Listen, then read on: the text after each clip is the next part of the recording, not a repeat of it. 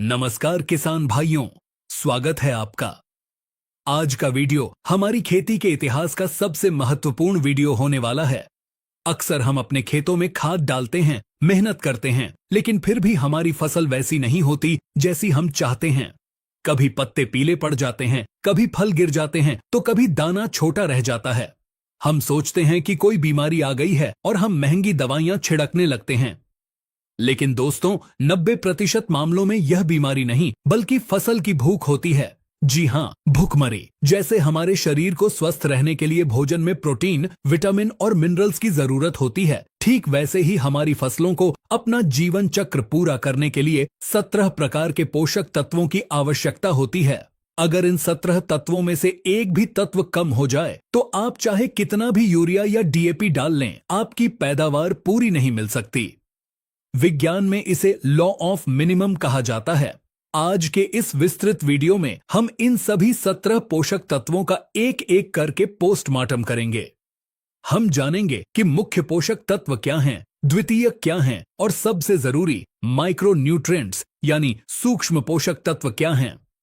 हम यह भी जानेंगे कि इनकी कमी को आप खेत में खड़े खड़े पत्तों को देखकर कैसे पहचान सकते हैं और इसका सस्ता और सही इलाज क्या है। तो चलिए खेती के इस विज्ञान को बिल्कुल सरल भाषा में समझते हैं। सबसे पहले बात करते हैं कि ये 17 पोषक तत्व आखिर हैं कौन से।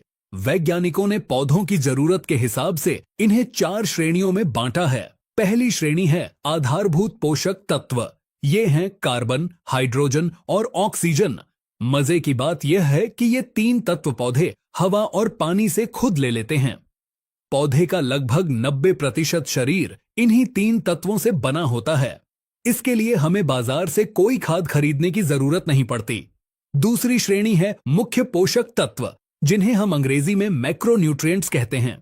इसमें आते हैं नाइट्रोजन, फास्फोरस और पोटाश।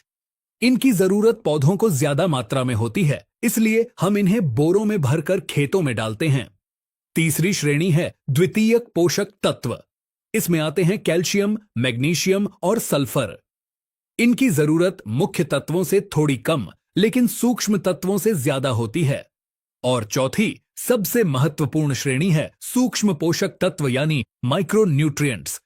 इसमें 8 तत्व शामिल हैं: जिंक, लोहा, तांबा, मैंगनीज, बोरॉन, मोलिब्डेनम, क्लोरीन और निकल। इनकी जरूरत फसल को बहुत कम मात्रा में यानी ग्राम में होती है, लेकिन अगर ये 1 ग्राम भी कम हो जाए तो क्विंटल में पैदावार घट जाती है। आइए अब एक एक करके इन सभी तत्वों को गहराई से समझते हैं। शुरुआत करते हैं मुख्य पोषक तत्वों से यानी एनपीके से। पहला तत्व है नाइट्रोजन। नाइट्रोजन पौधे के विकास का इंजन है। यह पौधे को गहरा हरा रंग देता है और उसकी वानस्पतिक वृद्धि करता है, यानी तना और पत्तियां बढ़ाने का काम नाइट्रोजन का है। जब पौधे में नाइट्रोजन की कमी होती है तो पौधा बौना रह जाता है। इसकी सबसे बड़ी पहचान यह है कि पौधे की पुरानी पत्तियां यानी जो नीचे की तरफ हैं, वो पीली पड़ने लगती हैं। ऐसा इसलिए होता है क्योंकि पौधा अपनी जान बचाने के लिए पुरानी पत्तियों से नाइट्रोजन खींचकर नई पत्तियों को दे देता है।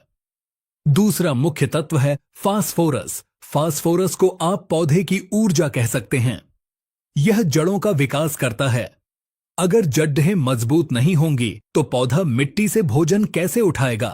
फास्फोरस की कमी होने पर जड़ें विकसित नहीं होती और पौधे का रंग गहरा नीला या बैंगनी हो जाता है। अक्सर आप मक्का या टमाटर में देखते होंगे कि पत्तियां किनारों से बैंगनी रंग की हो रही हैं। यह फास्फोरस की कमी का साफ संकेत है। तीसरा मुख्य तत्व है पोटाश। पोटाश पौधे का डॉक्टर है। यह पौधे में रोगों से लड़ने की ताकत पैदा करता है। यह तने को मजबूत बनाता है ताकि फसल गिरे नहीं। साथ ही फलों में चमक, वजन और स्वाद पोटाश की वजह से ही आता है।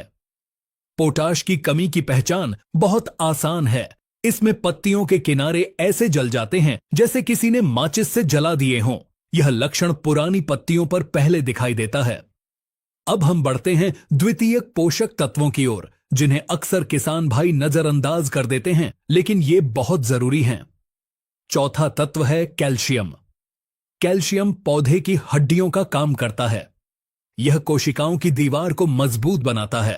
अगर कैल्शियम की कमी हो जाए तो नई पत्तियां जो बिल्कुल ऊपर निकल रही हैं वो मुड़ जाती हैं या हुक की तरह हो जाती हैं। फलों का आकार बिगड़ जाता है और फूल झड़ने लगते हैं।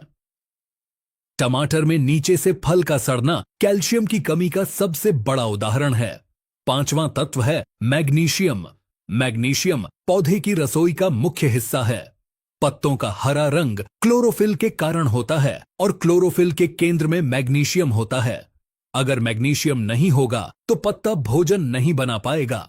इसकी कमी की पहचान यह है कि पुरानी पत्तियों की नसें तो हरी रहती हैं, लेकिन नसों के बीच का हिस्सा पीला पड़ जाता है। छठा तत्व है सल्फर। सल्फर तिलहनी फसलों के लिए वरदान है। यह सरसों, सोयाबीन और मूंगफली जैसी फसलों में तेल की मात्रा बढ़ाता है। साथ ही प्याज और लहसुन में जो तीखापन होता है वह सल्फर की वजह से ही होता है। सल्फर की कमी के लक्षण नाइट्रोजन से मिलते जुलते हैं, यानी पत्तियां पीली पड़ती हैं। लेकिन फर्क यह है कि नाइट्रोजन में पुरानी पत्तियां पीली होती हैं, जबकि सल्फर की कमी में नई पत्तियां यानी ऊपर की पत्तियां पीली पड़ने लगती हैं। अब आते हैं इस वीडियो के सबसे महत्वपूर्ण हिस्से पर, जो है सूक्ष्म पोषक तत्व यानी माइक्रो न्यूट्रिएंट्स। आज की आधुनिक खेती में इनकी कमी सबसे ज्यादा देखी जा रही है। आइए इन 8 तत्वों को विस्तार से जानते हैं। 7वां तत्व है जिंक। भारतीय मिट्टी में जिंक की कमी सबसे ज्यादा पाई जाती है। जिंक पौधे में हार्मोन बनाने का काम करता है, जिससे पौधे की लंबाई बढ़ती है। जिंक की कमी से पत्तियां छोटी रह जाती हैं और गुच्छे जैसी दिखने लगती हैं। धान की फसल में लगने वाला खैरा रोग जिंक की कमी से ही होता है। मक्का में अगर आप देखें कि नई पत्तियों के आधार पर सफेद पट्टियां बन रही हैं, तो समझ लीजिए कि खेत में जिंक की भारी कमी है। 8वां तत्व है लोहा यानी आयरन।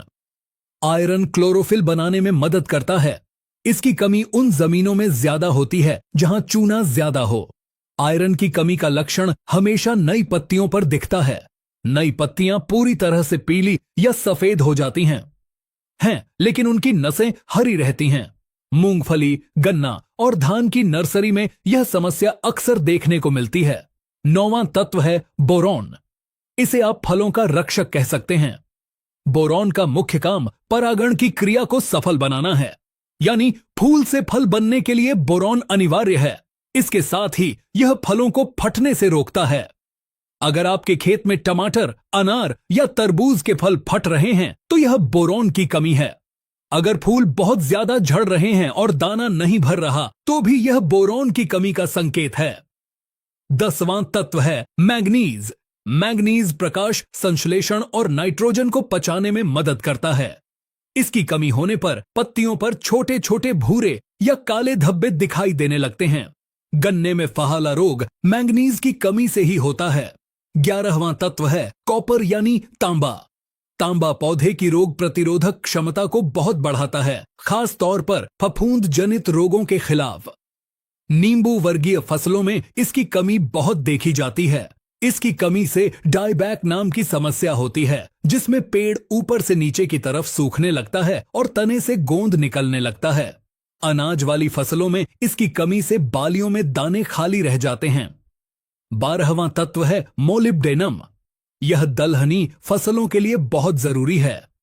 दाल वाली फसलों की जड़ों में जो गांठें होती हैं, जो हवा से नाइट्रोजन खींचती हैं, वे मोलिब्डेनम के बिना काम नहीं कर सकती। इसकी कमी से फूलगोभी में व्हिपटेल नामक बीमारी हो जाती है, जिसमें पत्तियां चाबुक जैसी पतली और टेढ़ी मेढ़ी हो जाती हैं। 13वां तत्व है क्लोरीन। क्लोरीन पौधे में पानी के संतुलन को बनाए रखता है और जड़ों को फफूंद से बचाता है।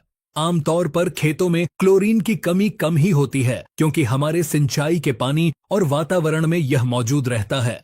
14वां तत्व है निकल। यह सबसे नया खोजा गया 17वां पोषक तत्व है। निकल का काम बहुत विशिष्ट है। यह यूरिया को पचाने वाले एंजाइम का हिस्सा है।